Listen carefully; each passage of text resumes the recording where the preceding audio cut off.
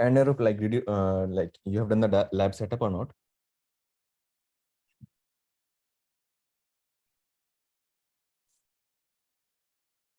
You tried the lab setup, like creating the ID on the cloud and downloading the software from the website that you did?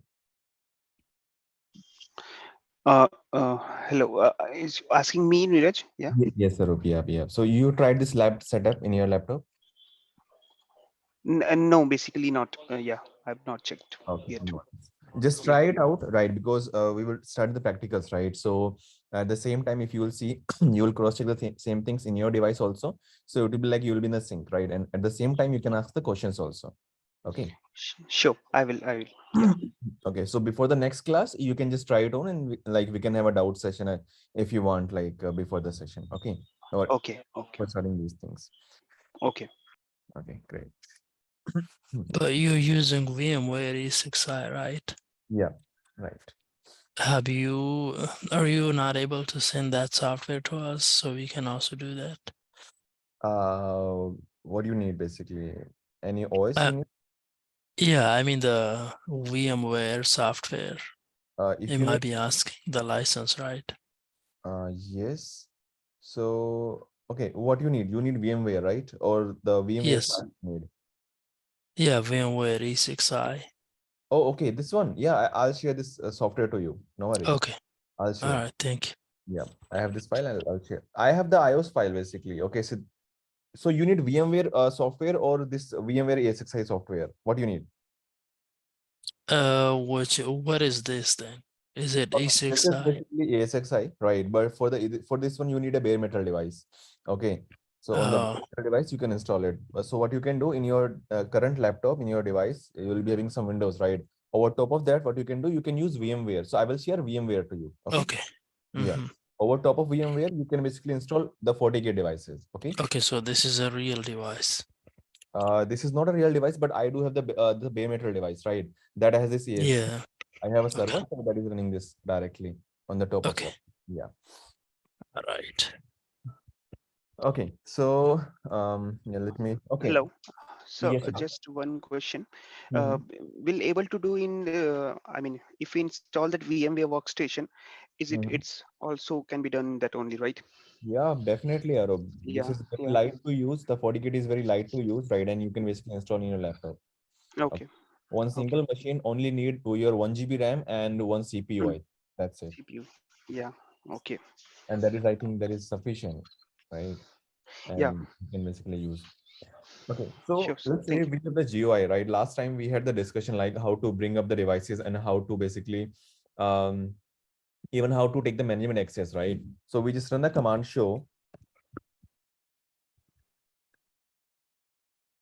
get system interface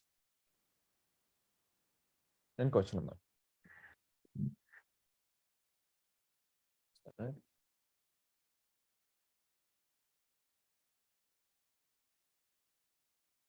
Okay, so what we do? The very first interface will always be your management port, right? So port number 1, port number 2, port number 3, port number 4. You will find n numbers of port over there, right? The port number 1 will be your management. Okay. So right now, what we are doing here, we are using port number 1 as the management port, right? So I can see here IP address 192.168.0.108. So I will try to open this IP HTTPS 192.168, right? And yes, I can open it. Admin.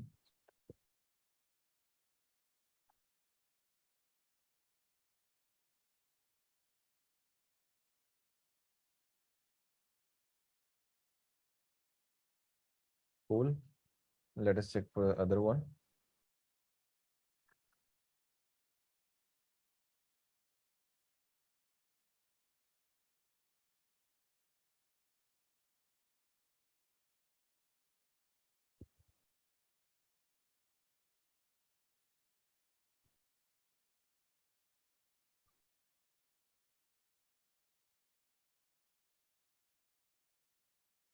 This is 110.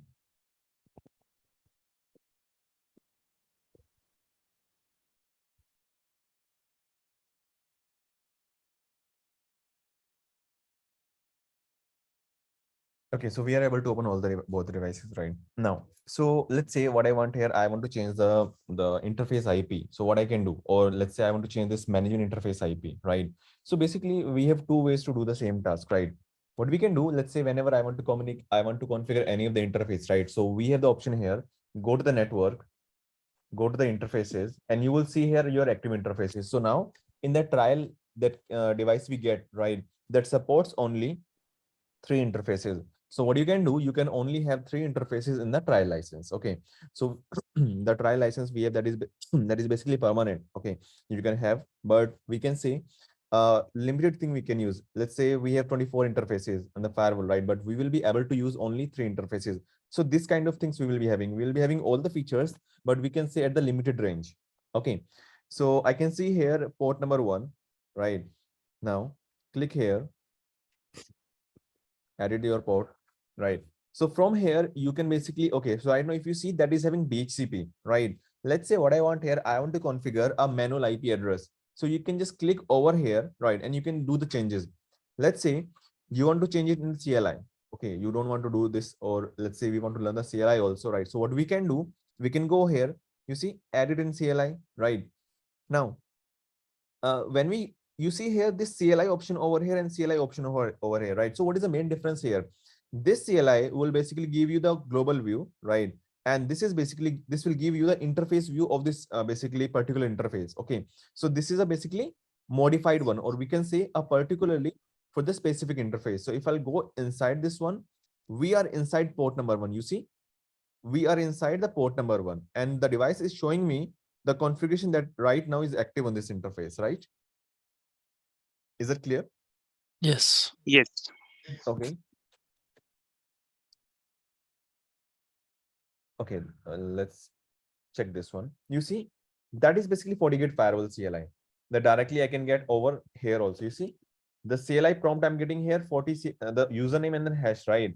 And if you see the CLI here, that is same CLI, right? So the main CLI that we get here, let's say you want to do something or you want to verify quickly, right? You can directly use this CLI, and this feature we have in the FortiGate, right? If I just, let's say, talk about the Palo Alto, in the Palo Alto we don't have this feature. For the CLI, I have to leave this dashboard. I have to go to the console port and I have to access the CLI then. Okay. But the FortiGate here, like, give us the power here to use the CLI directly from here, from the GUI. Okay. So let's do it here. Enter in the CLI. Now, let's say what I want here.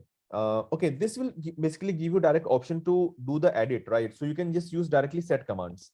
Set, let's say what I want to here, set, I want to address set IP.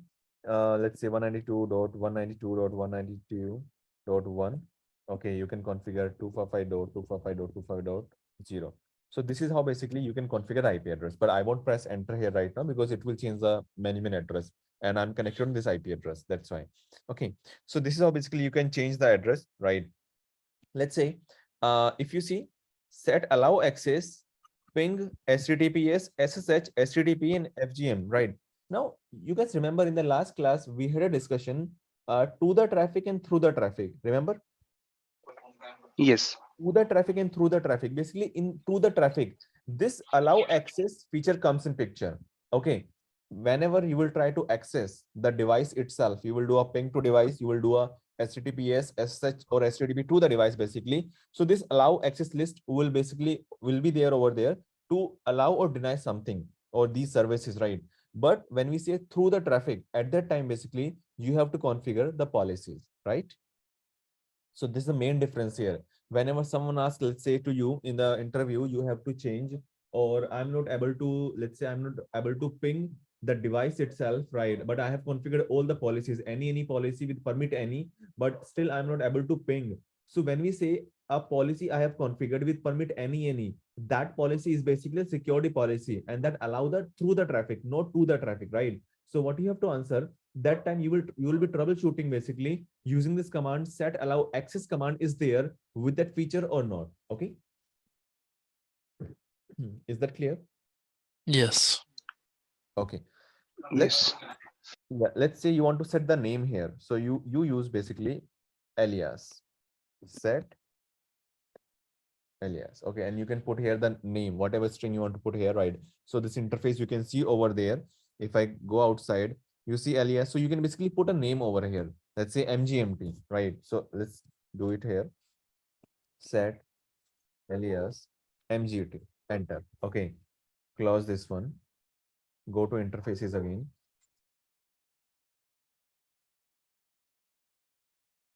Oh, I forgot one thing. Go to edit again. Set alias MGT, and you have to end them. Okay. When you end, the device will save the configuration basically. You see, now I'm getting the name here MGT, right? Correct? Mm-hmm. The kind of name only. Now let's Okay. assume, yeah, let's assume we are here in the console, right? While doing end, right, it will take directly to the main CLI. Now we're in the main CLI. I want to go inside again this one. Now it's better to, let's say, we want to learn, let's say I will talk about the Cisco CLI or any CLI, right? That time we have to learn every single command, right? Every single command we have to learn. But here, whenever, okay, let me close this one. Okay, I'll go inside again. Let's say what I want to know. I want to learn the interface configuration, how to go inside the interface, right? Just use the same interface once, edit it, it will show the commands. Config system interface, then add it to your port number 1, and then you can run the commands. Okay. So let's say if I'll do and now I want to configure, let's say the port number 2. Now where we are in the CLI, or we can say in the global CLI we are, right? So let's say I want to configure the port number 2. I want to set an alias on the port number 2. Let's say that is LAN. Okay. So let's do that. Okay. So you see the very first command that will take you to the interface configuration. Okay. Config system interface. Edit. What I want to edit here? I want to edit port number 2. Sorry. Port number 2. Okay. Let's remove this one. Let's say PORT. You can just press the tab keyword. It will show you the possible outcomes. Tab 1. Second possibility, press the tab keyword. Second possibility, press the tab again to check the third possibility. This is how basically you can verify the possibilities. Okay. And once you press the back space, it will remove the complete command. Okay. So let's say I want to use port number 2. I want to edit port number 2. Okay. Let's say I want to first of all verify how many commands are there. You can run the show command. Okay. The show command will tell you how many commands are already there. Okay. And then let's say I will say set alias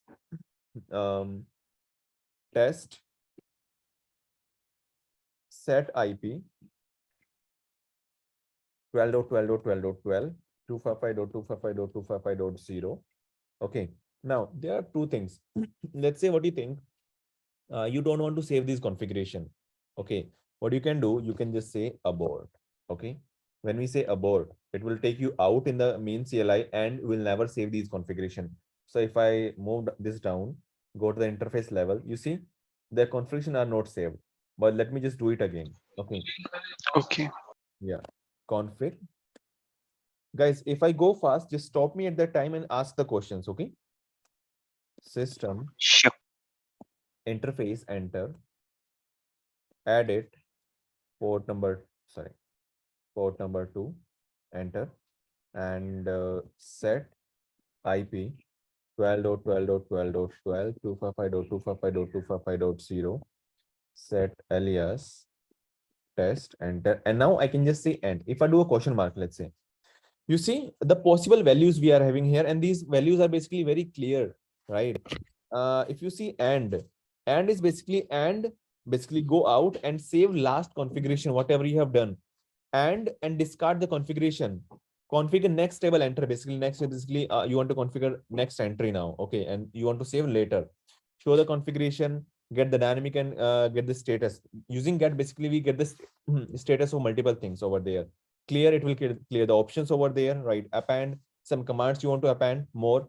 Unselect, select, unset, you want to remove the command. Let's say in the Cisco devices, if we don't know the real behavior or the default behavior, what we do over there, we run the command default or we run the command no, right? We can say here unset and the command, it will basically put the option on the default option, like whatever the FortiGate suggest. Okay.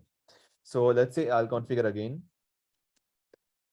Okay, I think, yeah, I'll just say end this time. Once I'll say end, close this one. Okay. It should come here. Oh, I have to refresh. No worries. You see port number 2 is here with the test, and you see 12.12.12.12, right? The same address here we have, correct? Now let's say you want to remove these things. Okay. Click over here, go to edit, or you can just double click over here also. Okay. Now what you have to do, just remove the alias, remove the IP with 0000/0000. Just do this and just say okay. It will set on the default one. Okay. Just like a normal one. It is clear? Yes. Any doubt? Okay. No, as of, yeah. Whenever we access any UI, right? Let's say I'll come here. Okay, this is, look here. I have not done any task even before 10 or 20 minutes, right? But this UI is still here at the login screen, right? How that is here? Because when we talk about like, if I do not do any action over there, if the UI is on the idle state, right? It should be log out, right? So we have the option here. You can basically go to settings. So basically this is, I want to set a timeout on the UI, right? Settings. You see the idle timeout. If I'll put here, let's say 5 minutes, and I'll apply, right? What will happen here? Due to inactivity, after 5 minutes, this UI will be automatically logged out. So whenever you want to set it here, let's say a different timer over here, let's say you want only 1 minute, you want 10 minutes, right? So you can just come here, system settings, and then here you can just modify the timer. Okay. Any questions, any doubt? No. Okay, great. Good. Okay. Nice.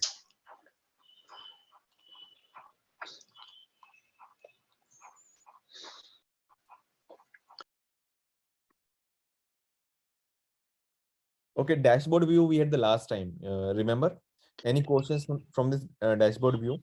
Once I will start the routing part, right? That time I'll show you again this network part. Okay. This kind of thing, basically we can check the routing information here. Okay. Okay. Now, let's say I want to do a ping, I want to do a trace route from this device, right? So it's like I have to go again back to the CLI. Yes, just go here using directly from here. Again, no need to go to the any other application. From the same browser, you can directly use CLI, and you can now execute ping. Let's say 8.8.8.8. So this is how basically we do the ping. Okay. Now you see the ping is not reachable, right? I'm not getting any data here. Now let us cross check what is the issue here. Okay. Now let's say in the Cisco devices, whenever you do not like your ping is not reachable, right? Your ping is not happens over there, right? What do you do? The very first thing. Trace route. Okay, trace out is like, okay, let's say even trace out is not working, any single hop you are not getting, then what do you do? Then basically we verify the routing table initially, right? Like we check we have a default route pointing towards ISP or not, correct? Yeah. Okay. Now let us verify. So I'll show you how to verify from the CLI, how to verify from the GUI both. Okay. So we run the command here, get router info.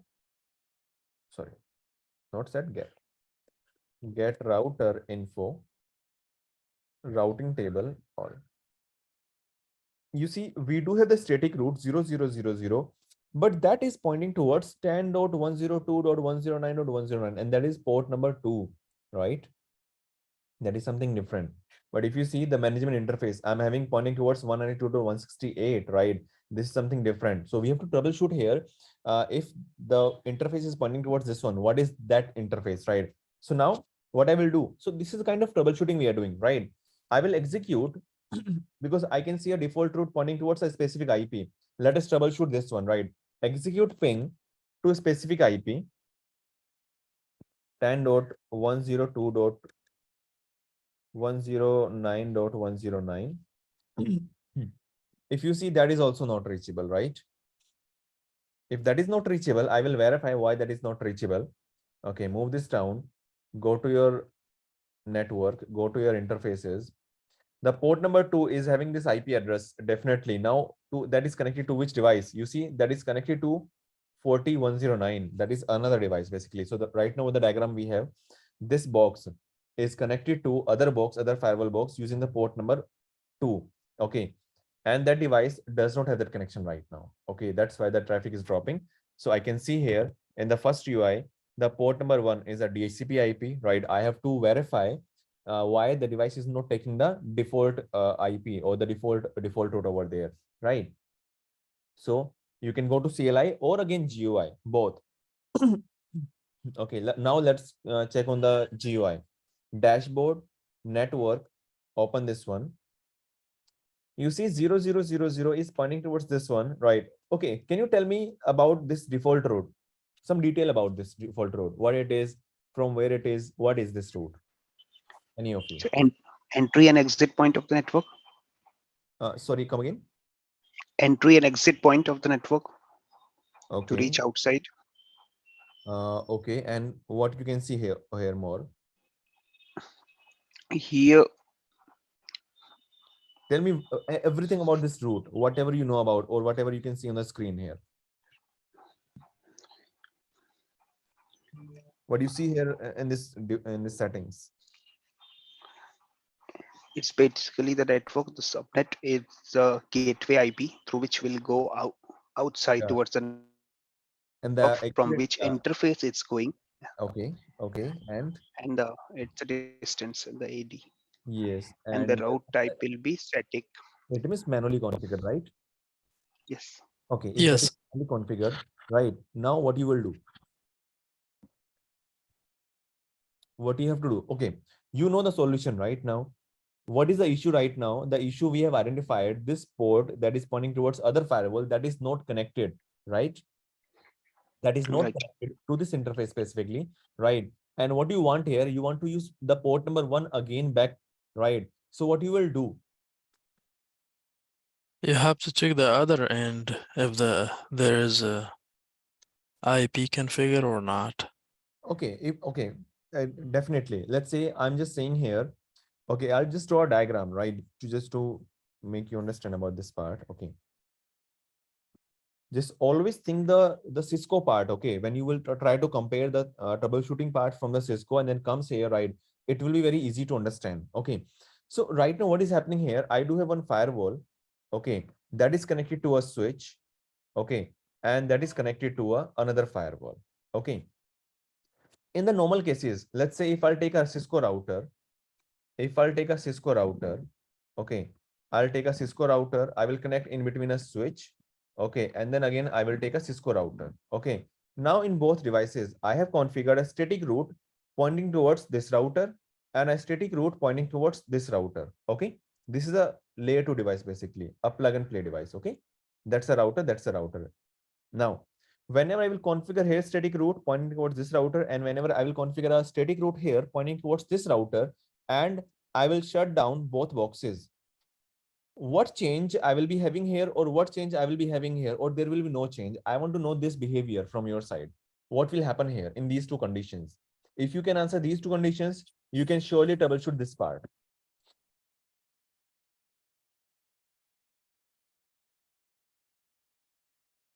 So if those two devices are down, then we don't have the options to do what, because they're just dead. Okay. I think my question is wrong. Again, I'll repeat my question. I do have router number 1. I do have router number 2. I do have Mm. router number 1. I do have router number 2. I do have two use cases. In the first use case, router number 1 is connected to router number 2, and a default route is pointing towards R2. Okay. Router number 1 is connected to switch, and then switch is connected to router number 2, and I have given a default route pointing towards the router number 2 IP address. Okay. Now, what I'm doing here, and this is the topology. I don't have any other question yet. Okay. This is the topology. These two are the questions. Now, what is the question here? Whenever I will bring this device up, I will shut down this device, right? What changes will be there on the device number 1 in both cases? That is my question, basically. If both routers are down, 1 and 2, no, I mean 2 and 2, Uh-huh. are down, right? Yeah, in the very first use case, R2 is down. In the second use case, also R2 is down. What changes we can see on the router number 1 in both cases? That is So my you're gonna get timeout. So it means timeout. the other end is not responding, yes, Uh-huh. Okay. because those devices are down. Okay, if their devices are down, a timeout in the sense what you're saying, like in which sense you're saying timeout will be there? Because whenever we set a static root in the Cisco devices, we never get some kind of error, timeout error, right? A different behavior will be there. A different behavior. Unreachable. Reachable, no. Arup, any inputs from your side? Actually, I missed some 1 minute because I disconnected. Okay, what was the question here? We have two devices, R1, R2. Okay, R1 is having a default route pointing towards R2. In the second use case also, R1 is having a default route pointing towards R2, but in between we have a Mhm. okay. In both scenarios, I will shut down my box R2. Okay, what changes we can see on R1? If Its R2 host is is down, unreachable. no, no, no. I want to know. Okay, I do not do any ping even. I am not doing any ping even, right? I do have a default route on both routers. Okay. I have configured manually default route on both routers and I'm running the command show IP route and I can see the routes. Now what I'm doing here, right in the topology is stable. What I'm doing here, I'm shutting down these two boxes. What changes we can see on these two routers? Okay, the direct question here is the route will be there in the default in the routing table or not? The route should be there because you already configured the static route. Okay. Really? That should not go away because that's saved to the configuration. Okay. Okay, let me explain this part. So in the very first case I'm talking about, okay, so I will put here answer here in the from the very first case. Okay.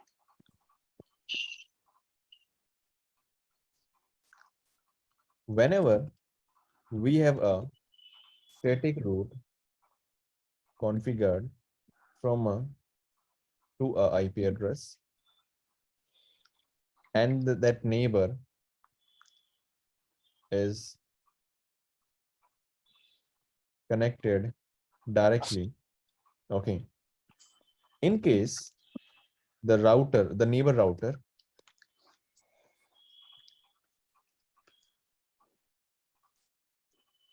goes down, then the line protocol, or sometimes we call it operator, the line protocol goes down, operator goes down, and the device will remove the static route from the routing table, right? Isn't it? Okay. Whenever the neighbor goes down, let's see in the very first topology, this router is directly connected. If the router goes down, this interface will say the line protocol is down. It means whatever neighbor was connected over there, that is down. And if I do have anything pointing towards that router, I will bring that information down. So in this case, in the very first use case, what will happen here? The route from the routing table will be down. Okay. Now, this was the very first use case in the very first diagram. Clear? Okay, so if that router would come up again, then The route will be up, definitely. The route in the okay, routing will the be up. route will be up. Okay, not remove. Yeah. But in this case, whenever R2 goes down, the line protocol of router 1 will never goes down because that is tracking the next of device actually, right? That is tracking in the background, that is tracking the next of device, and that is really up. So in this case, this router will be having a misbehavior. What misbehavior? This router will say the route is active because the neighbor device is active. I'm not sure the neighbor device is the real router or the any buggy device, right? But that is up. So I have to bring the root active in the table. That is mandate part. Okay, that is mandate part. That's a real behavior basically, and that is what is happening in our case. In our case, this firewall. Okay, let me log in again. This firewall is connected to this server, SSL server, like a switch of AXI, right? And then that switch is again connected to this firewall, right? But if you see the firewall, this interface port number 2 is disconnected, but this device, when we go to the network, to this one, interfaces, port number 2. Now that root is active. It means that is saying the interface that you are talking about, port number 2, that is actually active at both end. Okay. The line protocol or the operator is active. That's why the route or whatever things I do have here, that will be active. This is the reason here. Let's say if these two firewalls are directly connected, then the firewall goes down. In that case, this route, the route I can see here, this default route will automatically goes down automatically. Okay. This route will automatically goes down. But right now, this is the issue. Now, what things you will do? What things you will do now? We have two options basically right now. One, I can bring this interface down, or I can basically simply remove this static route, right? Correct? Guys, in the very first class, in the very first day, I Yes, told you the right. CCNA concept should be, you should get the expertise in CCNA sessions, right? Because whatever things we'll do in the FortiGate, right? When we go for the troubleshooting, you should know the packet flow in CCNA, you should know the packet troubleshooting in CCNA. If you know that part, right, you can basically easily do everything here in the FortiGate, okay? Mostly things comes from the CCNA level, okay? Okay. Now, if you guys have any questions at any point, you can just knock me. Okay. Now, what I will do, I have to basically remove this static root, and then the background static root, the background default root will come up. Now, let's say what I want, how I know the in the background I do have a root, right?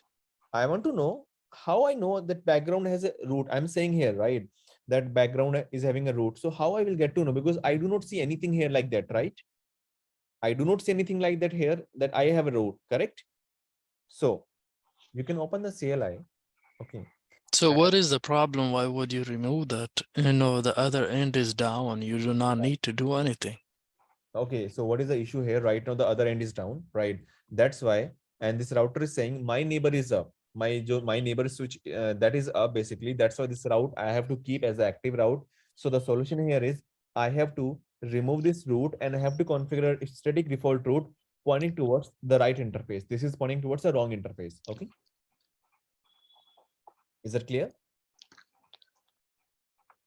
This interface is pointing towards the, yeah, if I answer correctly, or if I answer your question, then it is good. Otherwise, you can ask again. You mean, you know, the neighbor is down, Yeah. and do we need to do anything, or you want to use this interface to another neighbor? Okay. What I want here, because I know the topology, right? In the topology, this router is not configured properly yet. If I'll bring this device up, I have to configure the interface. I have to configure the net. Multiple things I have to do. Okay. So instead of doing multiple things, because we have to learn the things, right? So what I will do, I will just simply use a direct interface that is pointing towards ISP. Okay. Okay. I will simply just remove the static root, right? And then it will just have the another root here. But now, okay, what I wanted to explain here, how to verify how many background roots are there. Okay, do you know what is floating static root? Again, that's a part of CCNA. What is floating static root?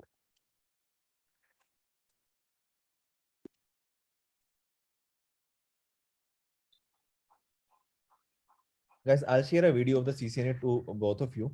Just watch it out in your free hours. Okay, that has basically the very basic of CCNA, the packet flow and static roots, the floating static roots, the basic things it has. Okay, that is very mandate thing to learn anything basically. Okay, whenever now I'm discussing the floating static root. Let's say I do have a root. Okay, tell me one thing. If I do have a root from EIGRP and I do have a root from OSPF, the same root, which route will be the best preferred? Depends on it. Depends on AD. AD. Exactly. Right, Nabi? Whenever we get a route from different protocols and want to check the best route, that depends on the AD value, correct? Yeah, this case, you know, the static is preferred because that's because that has AD value 1 by default. lowest, yeah. Devices, right? In the Or case of connected is 0. yeah, correct. But in the Cisco device, in the FortiGate devices, they have they are using a different standard. Okay, so once I'll configure static route, that time I'll show you the standard. But I want to talk about here floating static route. I have configured a route 1.1.1.1 255.255.255.255 towards 10.0.0.1. IP route 1.1.1.1 255.255.255.255 10.0.0.2. When I do this configuration, in the routing table, the output will be like 1.1.1.1 is best via 2 hops 10.0.0.1, and this will be best via 10.0.0.2, right or wrong? In the routing table, I can see this route is best via 2 routers, that is 10.0.0.1 and 10.0.0.2, right or wrong? Correct? Yeah. Okay. Now, if I will do this task, let's say 10, that's the AD changes, right? What will happen here in this routing table? This router will say 1.1.1 is only best reachable via 10.0.0.1, right? First one, yeah. Because that has the best AD. Now, what is this route then? Whenever this route goes down or this Backup. next hop goes down, yeah, whenever this next hop goes down, automatically this The route will other will be take over. active. Yeah, it will be active in the routing table, right? So this is called your floating static route. Okay, the route is in the backup and is in the configuration, but is not active because of the AD value concept, right? That's a floating static route. Okay. Okay, Same. so How to verify the other routes, right? So you can just run a command. Get router info routing table all. We have a command here, just right. Details, no details.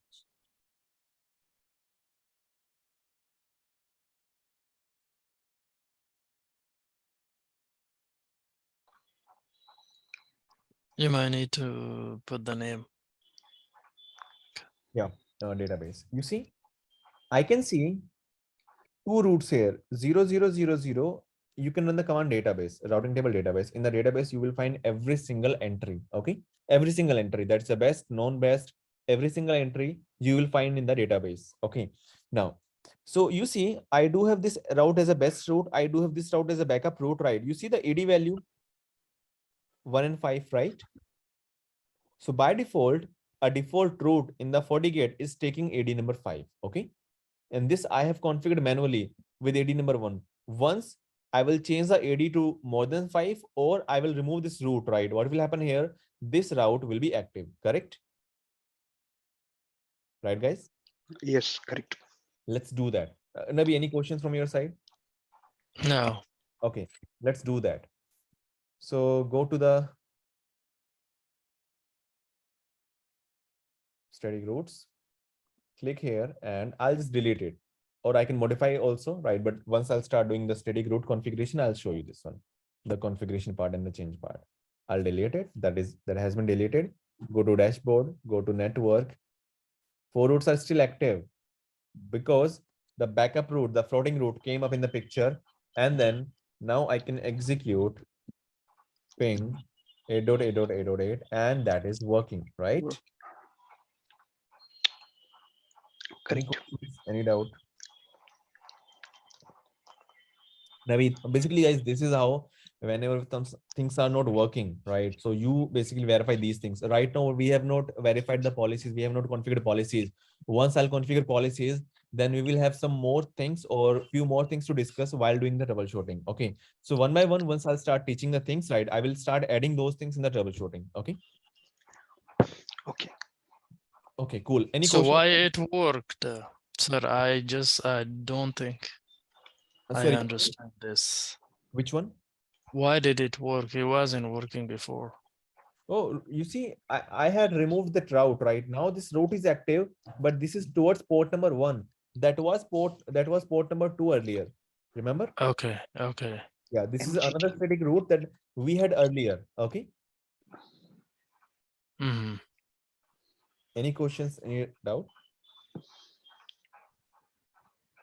Okay, cool. Now, what I was.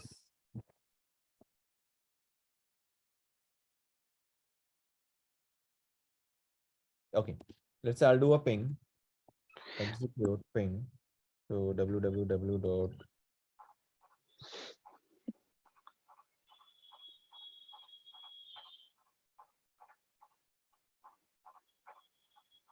Okay, now what is happening here? This device is automatically taking some DNS entries, right? Because I have not configured manually DNS anywhere, right?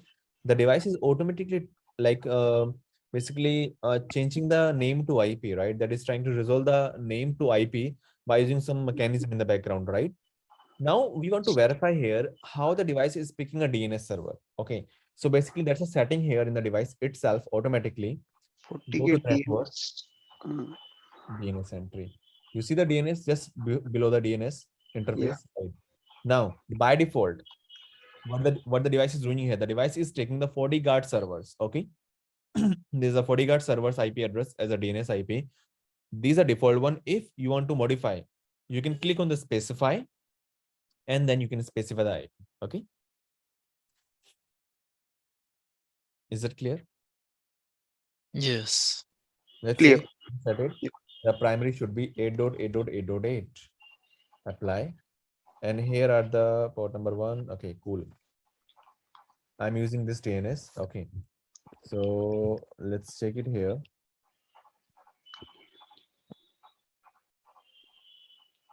Execute ping www.google.com. That is communicating, right? That means my new DNS is also working fine. And you see the reachability, but basically that is saying me, okay, the update timer is 10 milliseconds to reach this DNS. Okay. Yeah. Any questions, any doubt till this point? So yeah, Neeraj, so basically we use in the organization enterprise level our DNS server what we are using exactly in this, right? Yes, yes. And whenever you want to change, you can just change it like this. Okay, let's say you have your own company DNS server. So yes, you can modify it anyway. Okay. Okay. Okay. So Any questions, any doubt? no, sir. Okay. Nabi, any questions from your side? No. Okay, great. Now, So are we going to use some switches connected to these routers? for which purpose? I don't know if that would be included in this course or not. Okay, Like okay, if no. So just Nabi, want to test, if we could use definitely. Whatever switches. thing, yeah, Nabi. So whatever things you have in your mind, okay, that doesn't mean that is a part of the course or not, right? If you have something in your mind, tell me, I will do it. Okay. Okay. Yeah. Okay. And yes, we will do the practicals. So as of now, what I'm doing here, I'm just trying to explain the basic part of the FortiGate, how to configure interface, how to configure DNS. Okay. I want you Mm. to basically have the hands-on the dashboard view or in the dashboard, like whatever things we are having here, and the main things you should know. Once I'll start using the interfaces, the routing table, and I'll start using some more routing protocols. That time I will include another firewall. I will include one more PC over there. I will use DHCP server to provide the IP address to the client. We'll do multiple things one by Okay. one, definitely. Okay. Mhm. Will do. Yeah, So are we going to discuss about the flow, packet flow? definitely we'll discuss. Nikhil. Okay. We'll discuss everything. We'll discuss one by one. We'll see everything. Okay. When once the things comes in mind, right? Just make the notes of those things. Okay, those questions. And if I do not cover, right, just ask them. Okay. Okay. Or in between, you can just knock me. Okay, at what time we will cover these things, just like you're asking right now. Okay. Sure. Yeah. Okay, great. So this is how basically we can change the DNS settings. We can configure the DNS settings. Okay. Now, so let me do one thing. Let me bring a user up. Okay, I'll use a user here, right? And we'll connect a switch in between them. And we'll try to provide a IP address to the user through this firewall. Okay.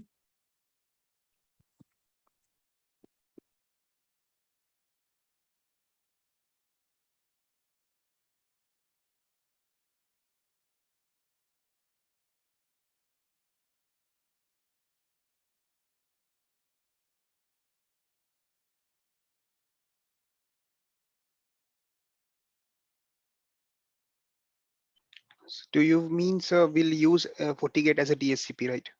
Yes, FortiGate as a DHCP server, correct. Okay.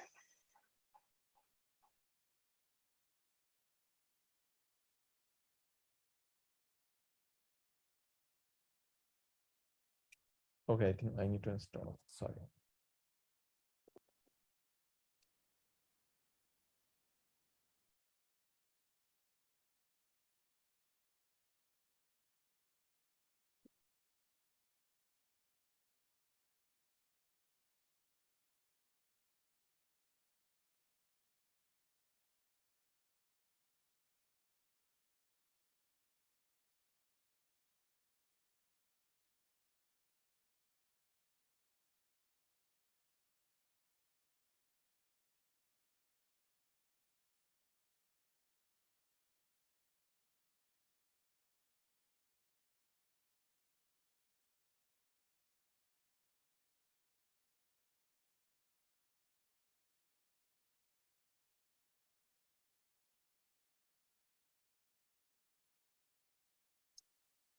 It will take few minutes, right? We have to bring this device up and then we can basically start using it. It will be good.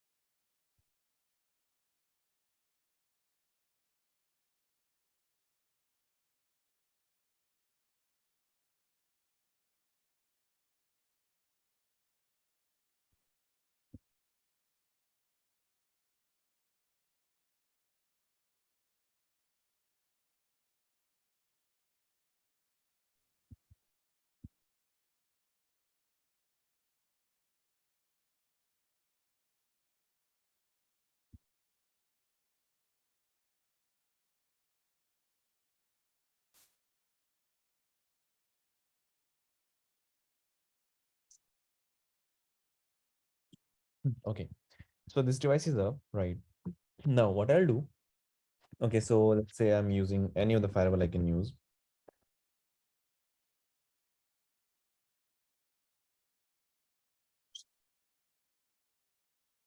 Go to network, go to interfaces. I want to use the port number 2 for the other firewall. I will use this port number 3. Okay, let me just do a reset to this interface. Okay, so things will be easy.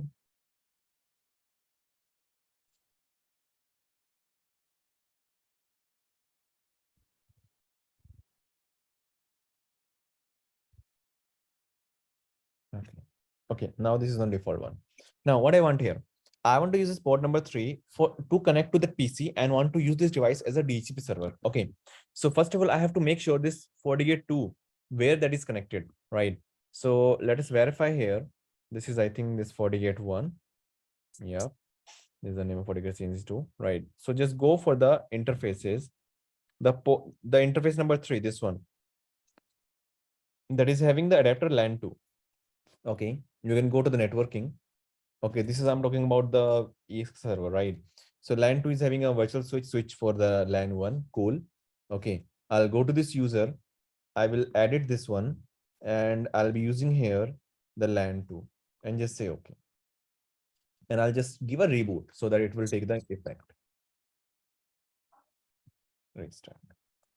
Okay, so right now, this user and the FortiGate device are directly connected, or we can say they are connected via a switch, that is LAN 2 switch. Okay, cool. So let's wait for this restart and we'll use it.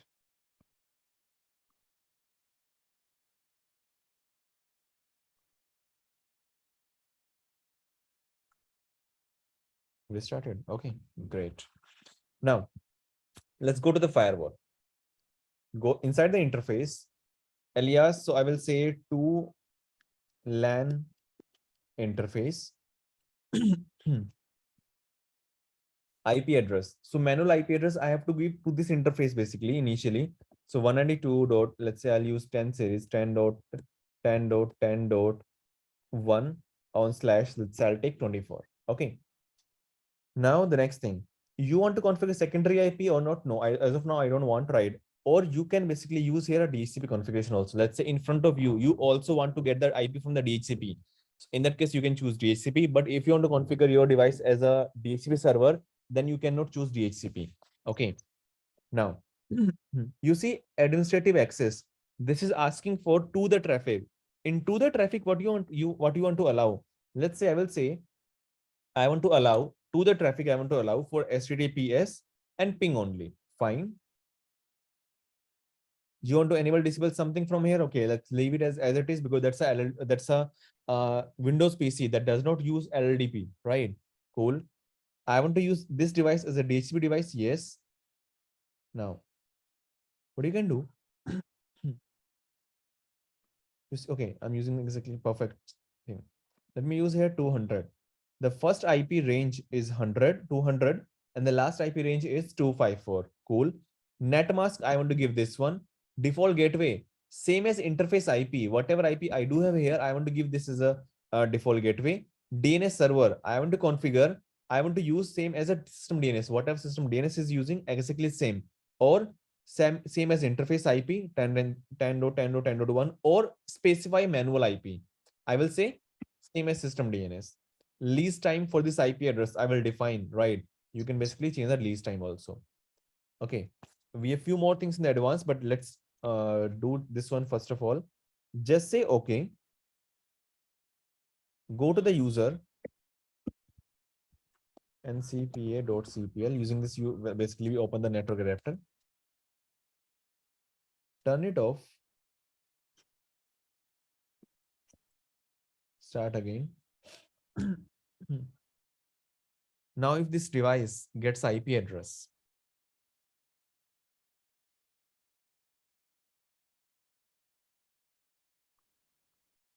you see that is getting very first IP address 10.10.10.200, right? And you see the default gateway also I'm getting here. The DNS server also I'm getting here, right? Correct? But Correct. Yeah. But what is happening here? I'm getting everything, but CMD. If I'm trying to communicate to this IP address, that is not communicating. Let's say ping 10.10.10.1. If I'm trying to communicate this IP address, that is communicating, right? Like I can communicate to the firewall, and even firewall can communicate to the internet. But while doing this communication from this user, that is not accessible. This is just a very small question, or we can say very basic question. Can you answer why this ping is not reachable? I can reach from here to firewall, and from firewall itself, I can communicate to this IP. But from the user, I'm not able to ping this IP. What is the reason?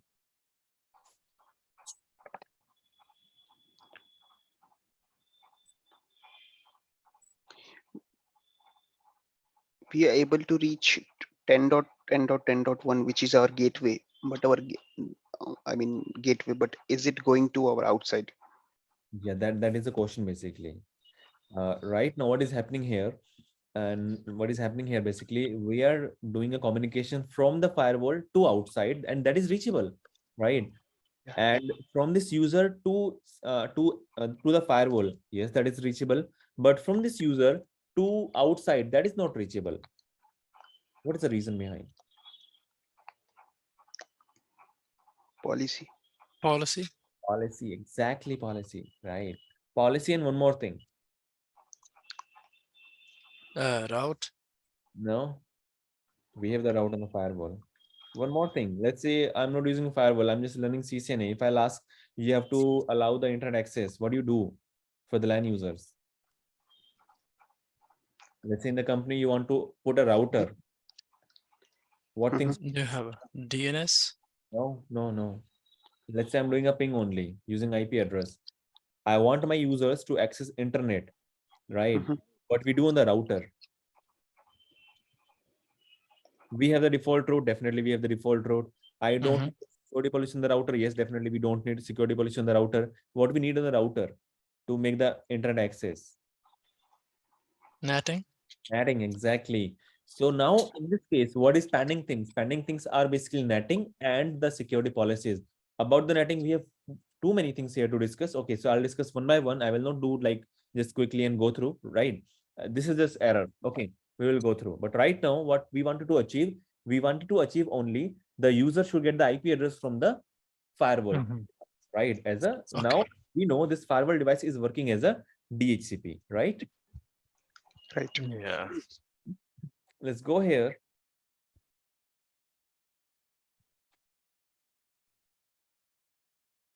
Sorry, go here, go to the network, right? Now you see in the network, in the DHCP, I'm getting here the status one client. Just click over here and you will see the device name is a client PC. The device IP is 10.10.10.200. The name I'm using here is this one, right? List out, yeah, correct. I have given the IP address. This is the MAC address of the user. Okay, reserved, no, that is not reserved yet. This MAC address is not reserved for this IP address. This is the host information, and that IP will expire at this time. Cool. Any questions in this line? Anything? No. No, this is a simple DHCP management, right? Exactly. Now, Mm-hmm. let's try one more thing, right? As of now, what is happening here? If the user will retry, right? Let's say, okay, let's come here. I'll disable. Oh, to get another IP. Yeah, I'll enable.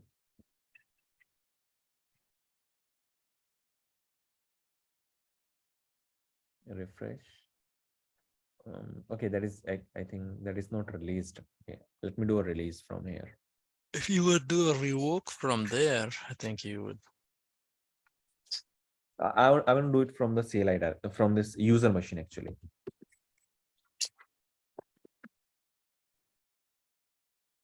/release. Or I can, I think, renew directly.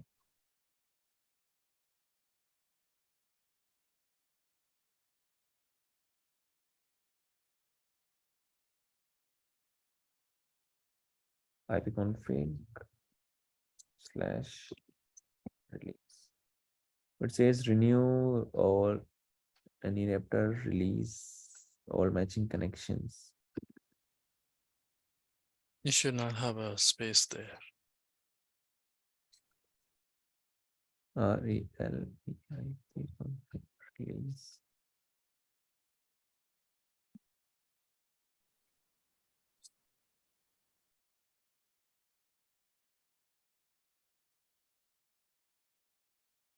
Okay, I'm not sure like how this will be released. No worries. What I want to show you here, let's say I want to reserve IP address for a specific MAC. So what I can do, because right now what happens basically in the normal cases in the DHCP server, whenever the user will get a IP address again, right, that might have the new IP address, right? In again, that might have a new IP address, correct? Now, what I want here, I want to fix a IP for a specific server. So how we can do that basically? In the same way, you can go to the network, you can go to the interface level, just choose your interface, edit it, go to advanced.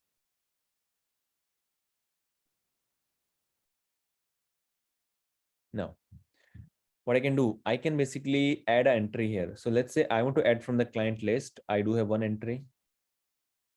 I don't have. Okay, I will add. Create new MAC address. So I have to copy the MAC address. Just wait.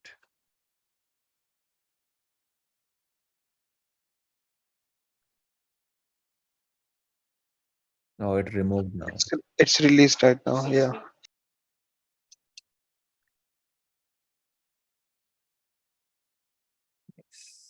Okay, I'll just ask the IP again. Or let me do one thing. CMD IP config, the MAC address. IP config all All /all. and just run that. Sorry.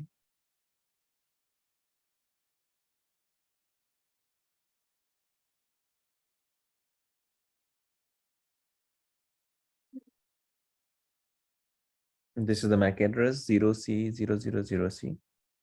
I'll just note down here directly. Network interface. Port number 3, edit. Advanced. MAC address 00.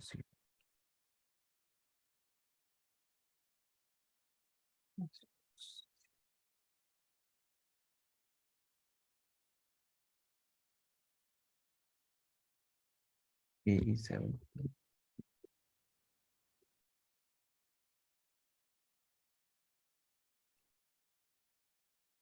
Okay, not sure in which term it will take. What it is taking here, colon it is taking. You might need, yes, you need to copy that one. I can't from here to there. I can't copy. 00. The- Yeah, that is basically on a different machine, and here we have a different. That's a CLI basically, a console access that is. So I can't copy. 0C colon 2909 29:09 colon AE74 AE colon 74. Cool. Assign IP address. I want to assign here 10.10.10.200. So I will assign 210. Okay. And just say okay. I'll just say okay. Now let us ask this user to get the IP address again. Now this time, this user should get actually the same IP that we have given over there, right? You see, that is getting exactly same IP. So this is how basically what we can do. We can reserve the IP address for a specific MAC address. So whenever we have multiple servers or kind of thing, right? So what we can do here, we can basically reserve the IP address for a specific user. Okay.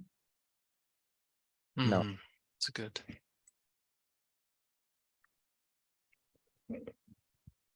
let's say I want to configure this device as a relay server. So we have two options here. When we choose server, by default is server, right? We see this configuration. When we choose relay, that configuration you see that is wiped out automatically. When we click on the server, that is here.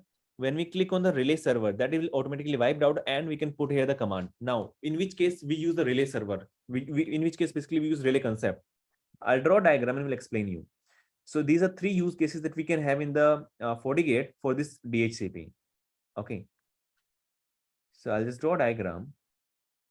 Let's say here we have FortiGate device. We have a switch here. And we have multiple users here, let's say. And right now, this FortiGate is not hosting any DHCP information. We have a server. We have, let's say, a device here, let's say Microsoft server that is hosting a DHCP services, or we can say this is hosting a DHCP server, and that is having IP address 10.0.0.1, let's assume. And this server is hosting basically the DHCP server for all the companies, all the firewalls, every single LAN, right? Now, what I need here, all these users should get the packet from the DHCP server. Okay. Now, we know whenever the user will try to get the IP address from the DHCP server, the packet will be broadcast, right? And the broadcast cannot go beyond the local LAN, correct? The broadcast packet cannot go beyond the local LAN, right? Right.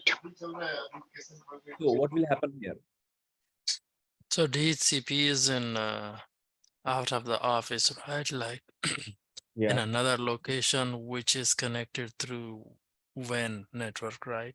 right. Okay. So in this case, if you want to use the DHCP, we could use a relay, but Yeah. I don't know what we need to do on the firewall to get that Okay. DHCP request. Let me just explain the concept here, right? What happens in the case of, let's say, this server, this FortiGate is having that pool that we have configured, actually the DHCP server, right? In that case, what will happen? Whenever the client will request, all the packets will broadcast here, and it can give reply directly, because that broadcast is happening only in a single LAN, right? But in the case of the server is not in the same LAN, or that is in the WAN, or at other geographical location, at that time, the device, any layer 3 device, will never allow a broadcast packet to go out from one interface to other interface, right? Correct? Because broadcast, we know broadcast can only be propagated only in a single LAN, that cannot go out from a single LAN, right? Because router or a layer 3 device says broadcast domain, basically they break it, right? We have the 3 layer 3 interfaces, so there will be 3 different broadcast domain, so they never send a broadcast from one interface to other interface, correct? Yes. Okay. What we do whenever this user will do a request, let's say discover is broadcast, it will come here. Okay, this interface will say, I don't have any DHCP configuration. Do I have any relay server? So yes, in this case, I will configure here a configuration IP DHCP relay server.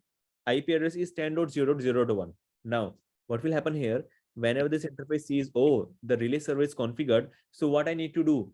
Convert all the broadcast packet. It means remove the layer 3 header and put a new IP address, source IP address of this interface and destination IP address, this one in the packet, and send the unicast packet out to DHCP server. That will give me a reply. So all the packets between these two will be unicast, and all the packets between these two will be unicast. In the same LAN, the packet will be broadcast, and the packet with the relay server will be unicast, right? And you know, we have the process of DORA, discover offer, right? So what happens in the case of local LAN? Before sending offer packet to this LAN, before sending any offer packet to this LAN, what happens actually? This DHCP server will actually identify someone is having static IP or not before sending offer packet, right? So let's say in the offer, the server wants to give 10.10.10.200. So before giving this IP address, what this device will do, this device will send ARP request to the given IP that it want to propose to the user, right? So what will happen here? This user will send an ARP request to everyone here. That's a broadcast packet, basically, right? Again, ARP request is broadcast and can send in the single LAN only, right? This will send a broadcast packet here, out here, ARP request. If someone is having a, let's say, static entry, someone has configured static address in the interfaces, what it will do? It will drop this request and will send a new ARP request to 201. So if the device will get reply back to back, right, it will keep changing the IP address, Once, let's say, it will not get the reply of 208. It is sending ARP request to 208 and the device is not getting reply. In that case, it will send offer packet. Offer with 10.10.10.208. Okay. But now if you see the real DHCP server is somewhere outside that cannot send ARP request because that is a broadcast and broadcast cannot go out from the interface, right? From the LAN, local LAN, correct? How that broadcast can come here and how that server can verify basically someone is having that IP in the same LAN or not, right? Correct? So, okay, guys, if you're not getting the things, tell me. You're getting the concept what I'm trying to explain here? Yes. Nabi, you're getting the concept? You know, the offer I did not understand because this machine is supposed to get the offer from the other DHCP, which is 10.0.0.1. Yes, yes. The same I'm But where this got the 208 from? yes, yes. I'm explaining. Let's say before any offer packet, before any offer Mhm. packet, a DCP offer packet, the device verify the duplicate IP address. Like someone can have, let's say I'm sitting in the LAN, right? I can configure manually IP address, the same IP address, right? Correct. So the Mhm. device itself, the server itself, want to verify the duplicacy. Someone is having same IP or not, right? So the server will try from let's say 200. Let's say someone has the IP, so that will give me the ARP reply definitely. Now I will try 201. Someone is having this IP. Let's say yes, that will give me a reply. Then I will try 202. I will keep trying until unless I do not get the reply. Okay. Let's say now the server is sending a ARP request to 208 and now server do not get the reply. Then it will think no one have this IP address, right? No one have this IP address. Now I can offer this IP address to the user. Clear? Okay, so that's it means that that IP is available Yeah, that and IP is will available send exactly. us offer. That's a way to check the duplicacy basically in the LAN. Okay, from the Mhm. DHCP server. But now this server is somewhere outside that cannot send ARP request, right? To verify the available IP addresses, correct? Mhm. So what happens actually in this case, in the case of the server is the outside, right? That send instead of sending ARP request happens only in the case of LAN. That send to ping packet to check the availability of IP address. Okay, that will send ping packet 10.10.10.200 two ping packets, two ping packets. Let's get the reply. It will try to 201. It will try to 202. It will keep trying until unless it did not get the reply. Let's say to 10.10.10.202. This DHCP server is not getting reply. If not getting reply, the DHCP server will get to know, okay, this IP is available. I can provide now. So in that case, the offer packet contains 202. Okay. So in Okay, that, so yeah, they ask these questions. Okay. so the ping is only used in this case if the DHCP is not in local LAN, right? Yeah, exactly. Right. Yes. Okay, if the DHCP is on local LAN, that would use the ARP. Request. Yes. Correct. Okay. Clear? Yes, but we would also need some configuration, right, on the I'll tell you. firewall. I'll tell you. Don't worry. We'll tell you. Yep. No, no, I mean that, you know, here the impression is that we already have the configuration, right? Yep. That's Yep. why these functions work. Exactly. Exactly. Right. Okay. Now, now to have this complete diagram or to have complete this complete working, right, we just need a single configuration, and that is a Okay. relay server address. Okay, so what you need to do, just go here in the DHCP server and go in the advanced and just choose relay. When we choose relay in the advanced, all these configurations will be wiped out. Just choose relay.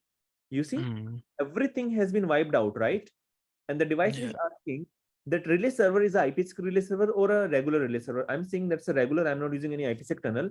So just provide the IP address. Let's say that is 10.0.0. Sorry. Okay, so if that DHCP is beyond Yeah. on the other,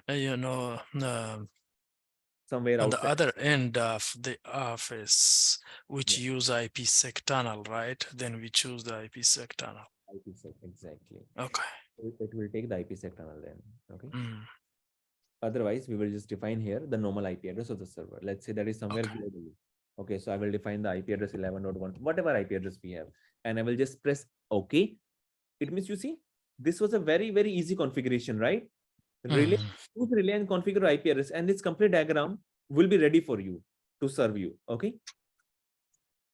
So just a basic configuration and just say okay. Once I'll say okay, what will happen here? This device will start using other device as a server. So let's do that actually. Let's do that. Okay.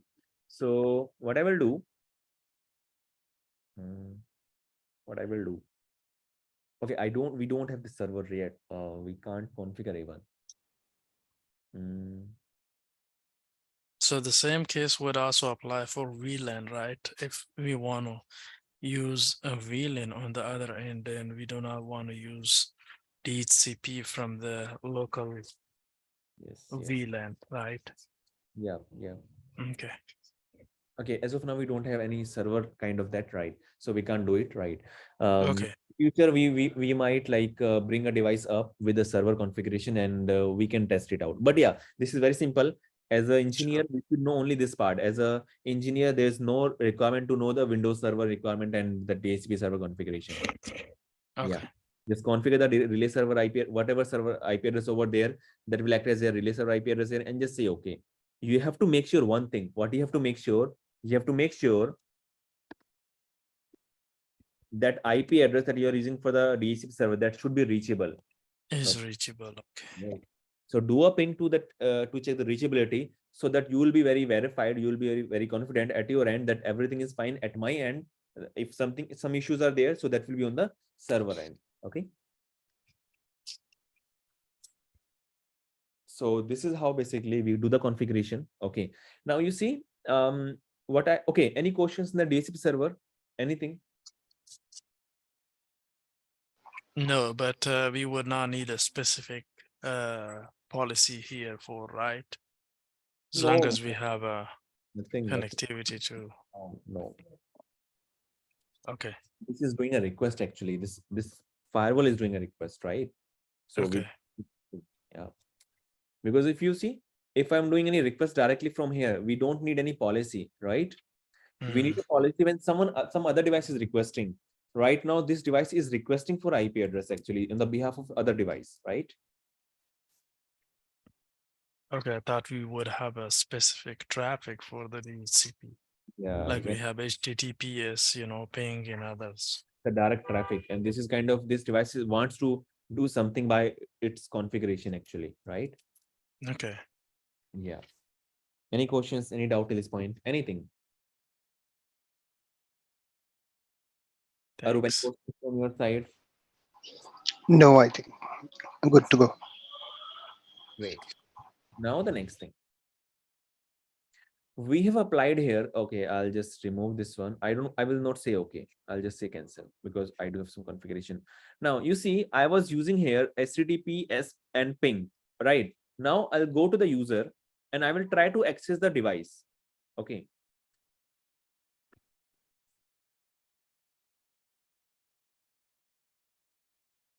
Ping we have verified, right? The ping was working actually, right?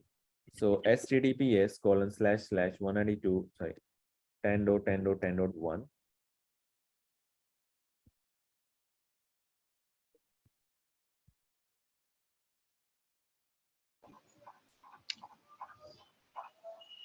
What we have applied? 10.0.1 Port. HTTPS.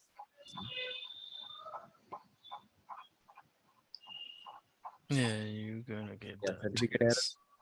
Continue to the website, and I can basically access the website. What happened? That's Okay, basically I'm using some old Internet browser. Explorer. Yeah, Yes. that's the issue of the Internet Explorer, right? So if I would have here the device, the other browser, yeah, I could access, right? But if you see, I can get the name here. If I'm getting the name, it means yes, it is hitting to the Mhm. device and getting some information, right? And let me see, in the inspect, we get something here.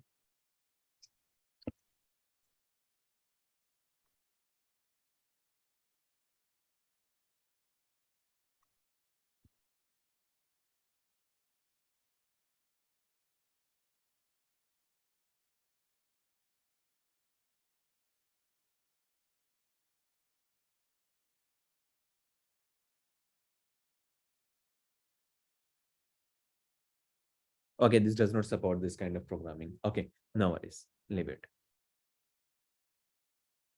Okay, so I'll have the other version of the browser here and we can test it later. Okay, now if I'll try to access through the HTTP colon 10.10.10.1.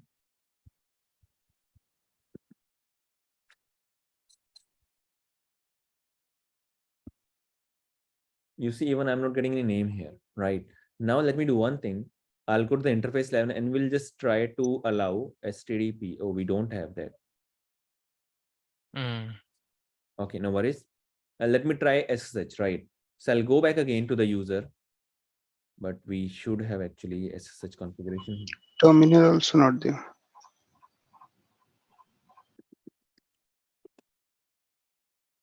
CMD will work here. No. You Oh, have to install it.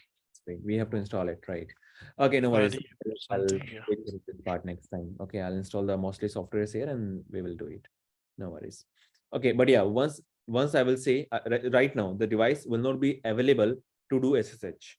Okay, but once I'll click over here and we'll save the configuration, this device will be available for the SSH. Or we can try one more thing.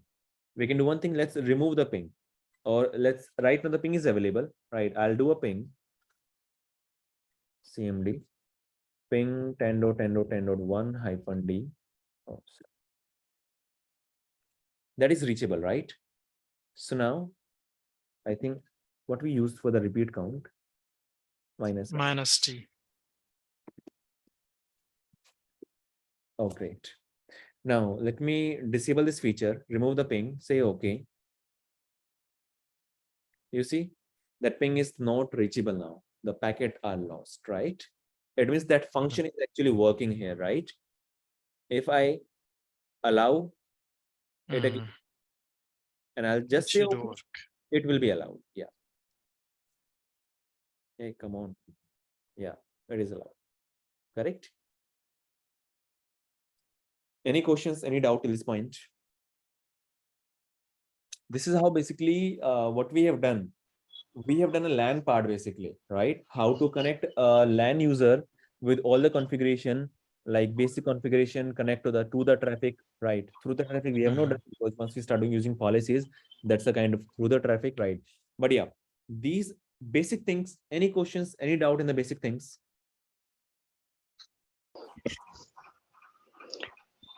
No, but I think so. I've seen HTTP also option also there in.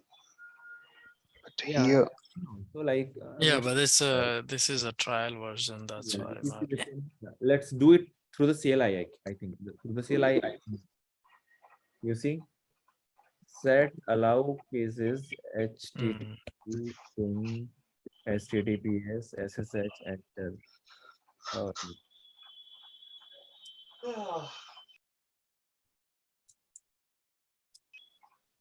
HTTP ://110. Yeah, you see. yes, right. Yeah. So through the CLI, yes, you can do. If the UI is not available with that feature, so yes, you can go to the CLI and you can enable the feature. Okay. Okay. Cool. Any questions? Any doubt? So yeah, it means like this administrator access is working fine and is working as expected, right? Any questions? Any doubt to this point? No. Okay. Okay. So let's wind up here. Okay.